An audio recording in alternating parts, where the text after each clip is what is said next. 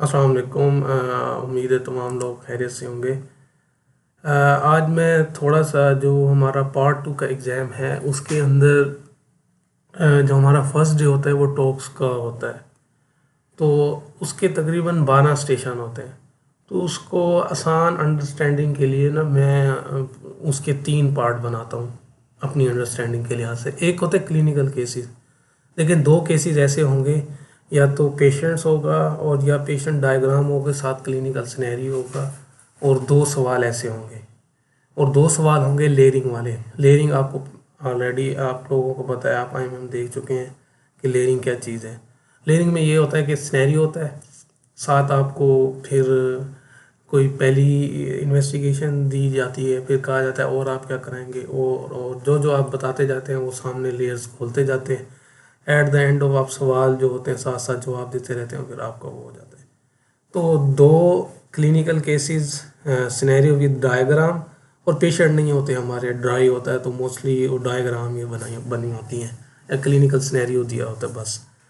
तो या फिर ये होता है कि मोस्टली यही चीज़ होता है, पेशेंट नहीं होता।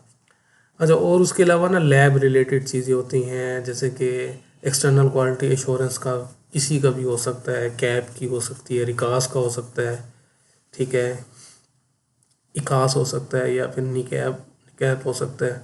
कोई भी इनमें से वो रिपोर्ट होगी उसको आपने इंटरप्रेट करना होगा। उसके अलावा delta check, six sigma, lean management, ये डॉक्टर फातिमा कनानी की प्रेजेंटेशन है, आप वहाँ से कर सकते हैं। और उसके अलावा इन्वेंट्री मैनेजमेंट और कॉस्ट कैलकुलेशन होता है, तो ये भी आपके पास प्रेजेंटेशन होगी। तो कर्नल उस्मान मुनीर की वो अच्छी प्रेजेंटेशन है, वो कर लेंगे। और लैब सेफ्टी ये है कि आप टीट से कर लें, तो वो ज़्यादा अच्छी दी हुई है। और उसके अलावा चीज़ें हैं जो कि ना कैंडिडेट की अपनी अंडरस्टैंडिंग वाली हैं। मेथड वैलिडेशन में से ना इंटरप्रिटेशन आ सकती है, जैसे हमारा इस दफ़ा जो आया था वो लिनियरिटी कर्व बनाना था ना, कि डिफरेंट कंसंट्रेशन है उसको किस तरह बनाएं। और ये है कि कम्युनिकेशन स्किल्स जो है ना वो आपकी कैसी हैं, उसको आप डेवलप भी कर सकते हैं। और इसमें ज़्यादातर ना आपके कॉन्फिडेंस का बड़ा रोल होता है कि आप कितने कॉन्फिडेंट हैं। और ई लॉग बुक जो है ना वो आपकी अपनी है, ठीक है। उसमें से वो डिफरेंट पेजेस निकालते हैं, उसमें से कोई केस डाल देते हैं, उसमें उससे मुतलिक चीज़ें पूछना शुरू कर देते हैं। तो उसका यही है कि ई लॉग बुक के लिए आप अपने जो आपका आपका यूज़र नेम और पासवर्ड आप कोई आसान रख लीजिएगा, अपना शहर का नाम, अपने इंस्टीट्यूट का नाम। भाई आप कायद मेडिकल कॉलेज से हैं, आप भावलपुर से हैं, आप रावलपिंडी से हैं, रावलपिंडी 1 2 3 रख लें, कराची 1 2 3 रख लें, ऐसा रख लें जो आप, मैं कहता हूँ ना, या पाकिस्तान 1 2 3 रख लें कि आप ना भूल सकें। उसके अलावा रिसर्च प्रोजेक्ट जो भी आपका होगा उसको आपने खुद डिफाइन करना है। तो ये चीज़ें मोटी मोटी हैं, ठीक है, यही आपसे रिलेटेड है, ठीक है। और इसको मैंने, ये मैं शेयर भी कर दूंगा, मैंने खुद आसानी के लिए ना इसको 3 ग्रुप्स में कर दिए। और नंबर मैंने ना वही सेम रखे हैं जो कि हमारी फाइल शेयर है। तो उसमें यही दिया हुआ है कि सबसे पहले आपका थ्योरी का एग्ज़ाम जब पास होगा तो टॉक्स होगा, 13 से 15 सेशन हो गए, उन्होंने यही चीज़ें दी हुई जो मैंने आपको पहले एक्सप्लेन कर चुका हूँ।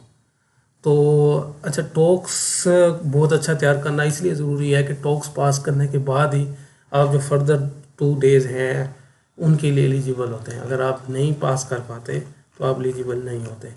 तो आप में से तकरीबन सब लोगों ने तो ये इस फेज़ से गुजरना है ना। तो टॉक्स आपके लिए बहुत एसेंशियल है, उसको पास करना है। लेकिन ये बात हमेशा याद रखें कि आप सिर्फ ना डे फर्स्ट की तैयारी नहीं करेंगे ना, आपने इस अप्रोच से ही जाना है कि आप इंशाल्लाह पूरा एग्ज़ाम देंगे। तो उसके लिए आपको सारी तैयारी करनी पड़ेगी। लेकिन आपका जो फर्स्ट स्टेप होगा, जो आपका इनिशियल फर्स्ट पैरामीटर होगा, वो तो आपका ना यही डे होगा ना। इसको आप पास करेंगे तो आपने, यानी कि आपने तीसरी मंजिल तक जाना है। लेकिन पहली मंजिल को क्रॉस करेंगे फिर ही दूसरी और तीसरी पर जा सकेंगे। तो बेस्ट ऑफ लक। इसके मतलब कोई भी आपको सवाल हो तो आप पूछ सकते हैं, और दुआ में याद रखिएगा।